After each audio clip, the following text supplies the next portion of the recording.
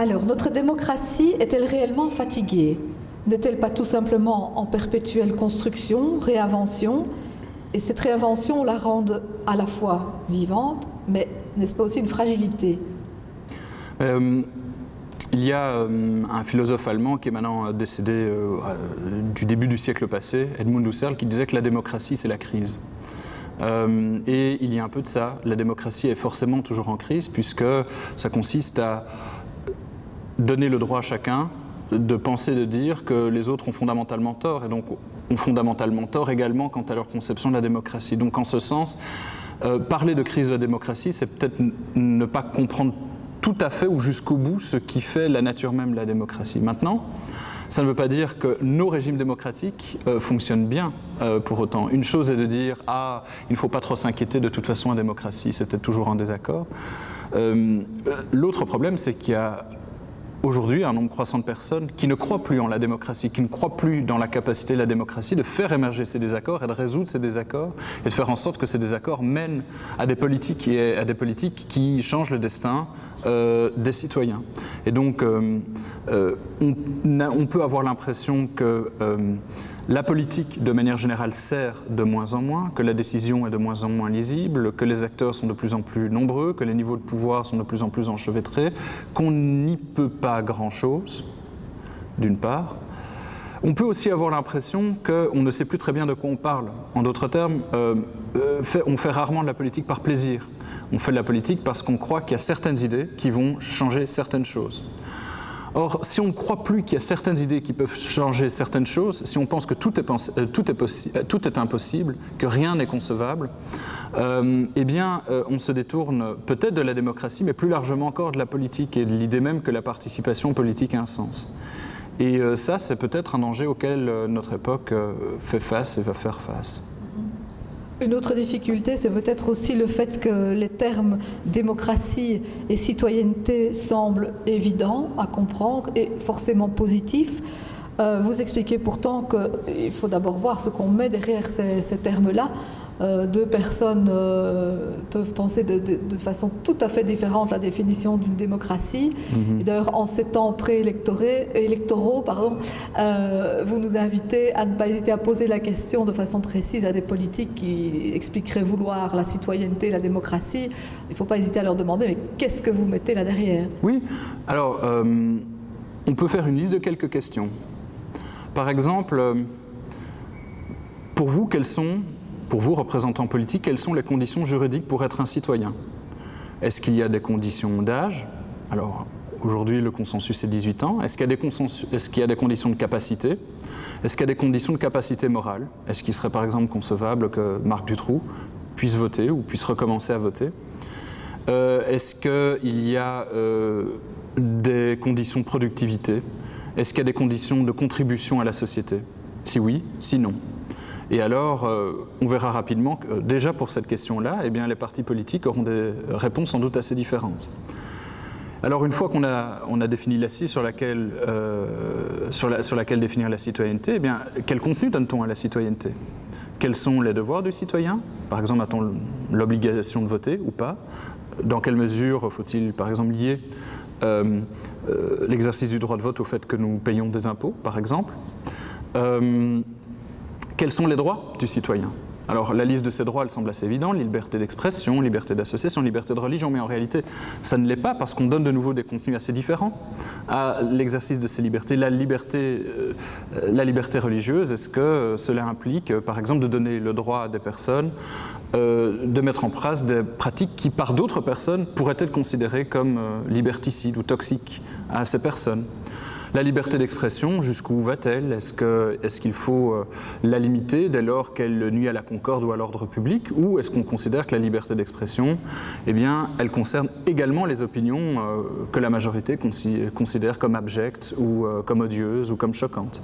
Et donc le contenu juridique de la citoyenneté, il peut varier. Et puis, il y a la citoyenneté dans son épaisseur sociale, dans son épaisseur politique.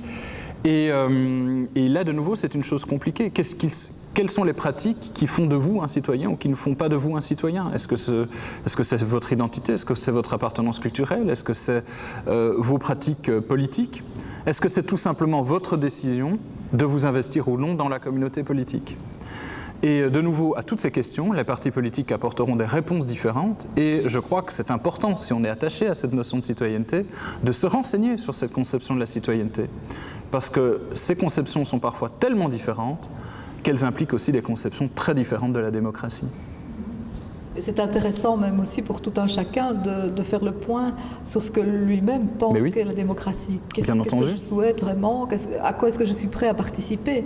Bien entendu, et quand j'ai l'occasion d'intervenir à ce sujet, je préfère commencer par des cas limites, précisément parce qu'ils sont parfois peu interrogés. Et donc parfois je demande aux gens, est-ce que vous seriez prêts à accorder ou à retirer le droit de vote à des gens dès lors qu'on peut prouver que ces gens sont particulièrement bêtes? Imaginons qu'on puisse le prouver, qu'est-ce qu'on fait? Imaginez qu'on puisse prouver que quelqu'un a un fonctionnement intrinsèquement pervers d'un point de vue moral. Est-ce que vous seriez prêt à lui retirer le droit de vote? Imaginez qu'on puisse prouver qu'un citoyen ne contribue en rien à la santé économique d'une communauté. Est-ce qu'il serait encore un citoyen? Et ce sont des questions qui nous gênent aux entournures, parce que nous avons envie d'être généreux, et en même temps, notre sens commun nous dit, mais enfin quand même, nous n'allons quand même pas donner les mêmes droits à quelqu'un si nous pouvions prouver qu'il était non seulement inutile, mais nocif. Et ça nous interroge profondément quant à nos convictions. Mais dans un régime démocratique, il y a d'autres régimes possibles, le critère, c'est l'égalité politique. L'égalité politique, ce n'est pas l'égalité en fait. On sait qu'il y a des gens qui courent plus vite, des gens qui courent moins vite, des gens qui sont plus malins, des gens qui sont moins malins. C'est l'idée que même si des gens ne sont pas malins, même si des gens ne courent pas vite, même si des gens sont nocifs, même si des gens ne sont pas sympathiques, eh bien, ils restent citoyens.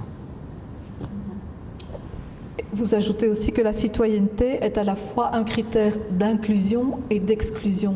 Est-ce que vous pourriez préciser de quoi vous parlez exactement? Mais oui, prenons une phrase qu'on a bien connue à un moment dans la vie politique de ces pays-ci, particulièrement de la France, une phrase qui avait été prononcée par Nicolas Sarkozy, je crois, et qui disait en réponse à une interpellation, « La France, tu l'aimes ou tu la quittes ?»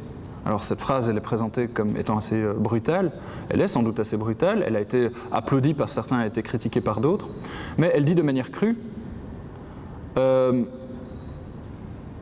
ce qu'est la dynamique sous-jacente à tout processus de citoyenneté. C'est-à-dire que être citoyen, c'est d'être dans une catégorie de personnes qui sont considérées comme citoyens. Alors, même quand on parle de citoyenneté inclusive, dite ou intégratrice, ça veut dire qu'on inclut le plus de gens possible dans le cadre de cette citoyenneté. Mais ça veut dire qu'il y a toujours une distinction entre ceux qui sont inclus et ceux qui sont exclus. Et ce, quelle que soit la catégorie.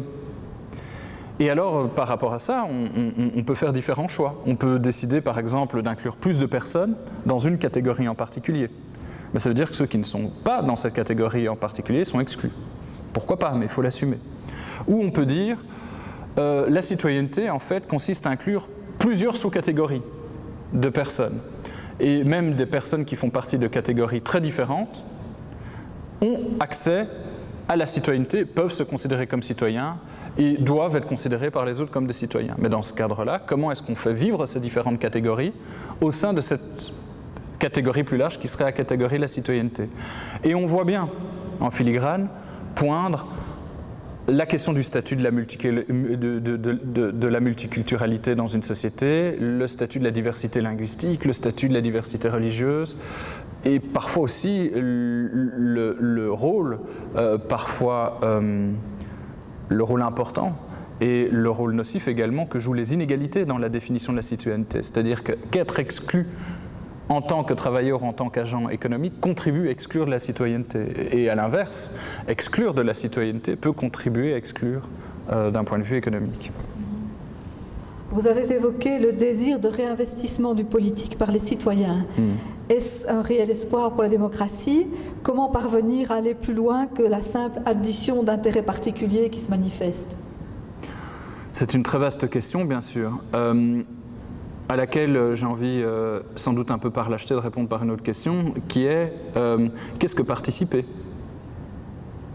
Est-ce que participer, et on peut répondre oui à ces questions, toutes ces questions, est-ce que participer, ça consiste à voter une fois tous les 5 ans, et puis le reste du temps, se préoccuper de ses affaires privées et de dire moi, c'est mon droit de m'occuper de mes affaires privées, de laisser au gouvernement que j'ai choisi, enfin pas le gouvernement directement, les représentants que j'ai choisis, se choisir un gouvernement et laisser ce gouvernement gouverner. D'autres vont dire non, participer, c'est aussi s'informer, c'est aussi s'investir dans des pratiques sociales au jour le jour, s'investir dans sa famille, s'investir dans son voisinage, s'investir dans son école, etc. D'autres diront ce n'est pas suffisant, il faut pouvoir dès le moment où on a des intérêts à faire valoir, se coaliser, former des associations, s'investir dans la société civile. D'autres diront ce n'est pas encore suffisant, il faut donner la possibilité aux citoyens de traduire ces engagements politiques en actions politiques susceptibles de produire des résultats. Et donc il faut remettre en question la distinction entre les représentants et les représentés. Et donc peut-être revenir à des procédures de démocratie plus directes, ou sous une forme atténuée à des processus de démocratie dite participative. Et alors, il y a plein de propositions en ce sens. Il y a quelques années, on a parlé beaucoup, par exemple, de tirage au sort. Mais peut-être que dans quelques années, on reviendra de manière plus sérieuse sur une proposition qui est souvent sous-estimée, qui est la pratique de votation ou la pratique de référendum. Et il y a encore plein d'autres propositions qui seront elles-mêmes encore améliorées ou développées ou sophistiquées compte tenu de l'évolution des technologies de l'information et de la communication. Qui sait? Mais c'est bien ça la question, c'est qu'est-ce que participer? Donc quand quelqu'un se présente à des élections et dit « il faut plus de citoyenneté », vous lui posez la question « très bien, alors, quelle est votre conception de la participation ?» On peut voir par exemple aujourd'hui l'influence des réseaux sociaux. Beaucoup de choses s'y expriment, beaucoup de citoyens font part de leur avis, de leur mécontentement la plupart du temps. Quelle place donner à ces expressions? Ce n'est pas de la participation à proprement parler. Ce n'est pas de la participation au sens, je dirais, au sens où les gens qui échangent sur des réseaux sociaux ne participent pas directement à la délibération politique, c'est-à-dire à la discussion qui mène à une décision politique. Cela ne veut pas dire que ce soit une activité sans rapport avec la politique, bien entendu, vous le dites vous-même. Ça ne veut pas dire qu'il ne l'influence pas, parce qu'on peut remarquer à certaines prises de position que l'opinion publique a une grande influence à certains moments. C'est ça, c'est une distinction que le sociologue et philosophe Jürgen Habermas avait mobilisée, qui est la distinction entre pouvoir et influence. Parfois, quand des gens manifestent, il y a des représentants politiques qui disent « oui, mais ce n'est quand même pas la rue qui a le pouvoir, ce n'est pas la rue qui décide. » Et donc, nous ne céderons pas. C'est à la fois strictement vrai et en partie faux. C'est strictement vrai parce qu'en effet, la rue n'a pas le pouvoir. Mais si la rue manifeste, c'est précisément parce qu'elle sait qu'elle n'a pas le pouvoir, mais qu'elle pense qu'elle peut avoir de l'influence. Et donc, quand des gens manifestent, c'est pour influencer. Quand des gens font la grève, c'est pour influencer. Quand des gens mettent sur pied des associations ou des lobbies, c'est pour influencer. Ils savent que c'est bien ça leur rôle. Ça deviendrait problématique, enfin, peut-être plus problématique, si ils entendaient aussi exercer un pouvoir direct. Cela exigerait alors de transformer complètement les institutions. Ce n'est peut-être pas une mauvaise chose, c'est ce qu'on appelle la démocratie directe, mais c'est autre chose. Dans une démocratie représentative, on ne peut pas reprocher au corps intermédiaire de vouloir influencer la décision politique, précisément parce qu'ils n'ont pas le pouvoir. Alors l'école explique le fonctionnement d'une démocratie et elle est censée faire des élèves, de futurs citoyens qui pourront s'insérer dans la société. Doit-elle, pour y parvenir, appliquer concrètement des processus démocratiques en son sein et comment, sous quelle forme pourrait-elle le faire? Alors, sous quelle forme, c'est compliqué, c'est une question compliquée et c'est difficile d'y répondre comme ça en quelques mots, mais peut-être juste 2 éléments de réflexion. Juste 2 éléments. Le premier, c'est qu'on s'accorde la plupart du temps pour dire que l'école, c'est un vecteur de citoyenneté, et parmi les dimensions de la citoyenneté, l'école doit être un vecteur d'apprentissage de la démocratie. Alors, pour ça, il y a des cours où on apprend aux élèves ce qu'est la démocratie. Or, ce qu'on dit, quand on veut apprendre la démocratie, c'est justement que la démocratie, c'est d'abord une pratique, et c'est d'abord une pratique de participation. Si on dit à la fois que la démocratie, c'est à la fois une pratique et une pratique de participation, peut-être serait-il utile, déjà dans une perspective purement pédagogique, donc purement stratégique, purement instrumentale, de comprendre que ces cours de démocratie auront d'autant plus de sens si les élèves sont par ailleurs mis en situation de discuter, de débattre, de participer, mais aussi de rentrer en conflit. De rentrer en conflit pacifique. C'est ça qui est très important en démocratie. La démocratie, ce n'est pas une farandole de Schtroumpf qui s'aime. C'est la plupart du temps des gens qui ne s'aiment pas particulièrement et qui n'ont pas envie de faire la farandole, mais qui ont décidé de trouver un accord, mais de manière pacifique, autour d'un certain nombre de points. Ça, c'est le premier élément. Le deuxième élément, c'est que l'école, c'est, comme plein d'autres lieux, un lieu de pouvoir. Un lieu de pouvoir entre le pouvoir organisateur et la direction en tant que telle, entre la direction et les enseignants, entre les enseignants et les élèves, et enfin, entre les élèves eux-mêmes. Alors, ces lieux de pouvoir peuvent amener des relations de domination. Certaines de ces relations de domination peuvent être considérées comme légitimes, voire justifiées, mais parfois ces relations de domination sont abusives. Elles peuvent être abusives entre les élèves, pensons seulement à des situations de harcèlement. Elles peuvent être abusives entre les professeurs et les élèves.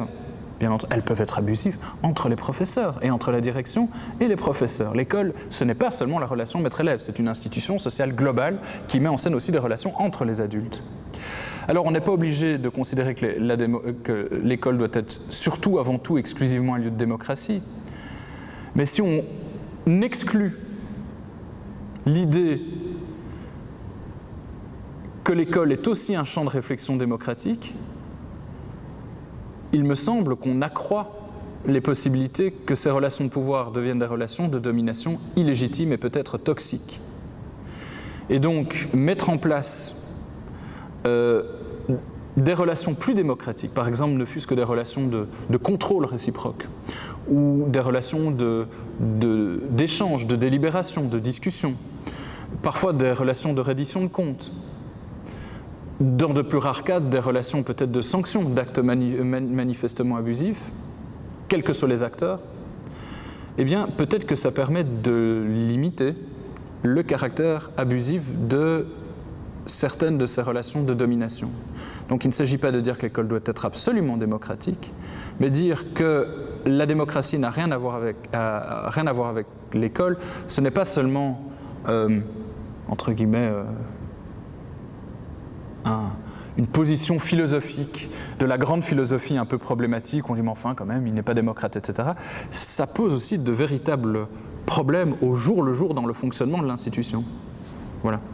Ok, merci. Merci beaucoup. Pour moi, c'est très bien. Merci à vous, c'est un plaisir.